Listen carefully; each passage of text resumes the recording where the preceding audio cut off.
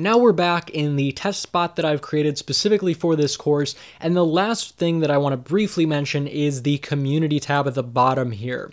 Now this community is a forum for Chatfuel users. I highly recommend it if you have any questions whatsoever about bots being down, any errors happening, any problems that you're experiencing, maybe even you want custom code. A lot of this community is super active and super helpful, so I highly recommend using this forum. If you're interested, you can scroll down to browse the existing topics here.